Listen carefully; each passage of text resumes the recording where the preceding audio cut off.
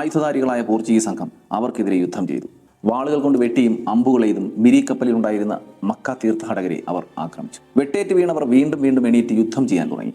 അമ്പുകൾ തളച്ചു കയറിയവർ അതൂരി അവർ വീണ്ടും യുദ്ധം ചെയ്യാനായി മുന്നോട്ട് വന്നു. അറബികളുടെ ആത്മവീര്യം കണ്ട പോർച്ചുഗീസുകാർ അക്ഷരാർത്ഥത്തിൽ ഞെട്ടി. എത്ര ആക്രമിച്ചിട്ടും അവർ മരിച്ചു വീഴുന്നില്ല എന്ന് പോലും പോർച്ചുഗീസുകാർക്ക് തോന്നി. ശരീരത്തിൽ തുളച്ചു കയറിയ അമ്പുകളൂരി അവർ പോർച്ചുഗീസുകാർക്ക് നേരെ എറിയുകയും ചെയ്യുന്നു. ആദ്യമൊക്കെ മറ്റ് പോർച്ചുഗീസ് കപ്പലുകൾക്ക് മിരി കപ്പലിന്റെ അരികിലെത്താൻ ഈ സമയത്തുള്ള കാറ്റ് അനുവദിച്ചില്ല.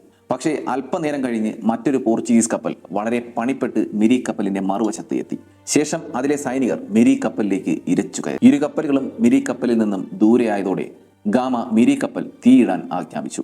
ചെറുവള്ളങ്ങളിൽ കപ്പൽ വളഞ്ഞ സൈന്യം മിരി കപ്പലിന് തീയിട്ടു. നിരായുധരായ തീർത്ഥാടകർക്ക് ഒന്നും ചെയ്യാൻ കഴിഞ്ഞില്ല. ആളിപ്പടർന്ന തീ കപ്പലിനെ വിഴുങ്ങി. നിരപരാധികളായ നിരവധി തീർത്ഥാടകർ ഈ തീയിൽ വെന്തുരുകി മരിച്ചു.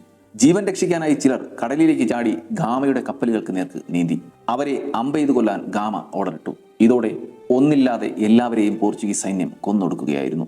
പക്ഷേ ഈ മിരി കപ്പലിൽ ഉണ്ടായിരുന്ന 20 കുട്ടികളെ രക്ഷപ്പെടുത്തി പോർച്ചുഗീസ് കപ്പലുകളിൽ കൊണ്ടുവന്ന് ഗാമയും സംഘവും അവരെ മതപരിവർത്തനം നടത്തിയെന്നും പറയപ്പെടുന്നുണ്ട്. കുട്ടികളെ രക്ഷപ്പെടുത്തിയെങ്കിലും മലബാർ തീരത്ത് മിരി കപ്പലിൽ അറബികൾക്കെതിരെ നടന്ന ഈ ക്രൂരത ഒരിക്കലും മാപ്പർഹിക്കുന്ന ഒന്നല്ല.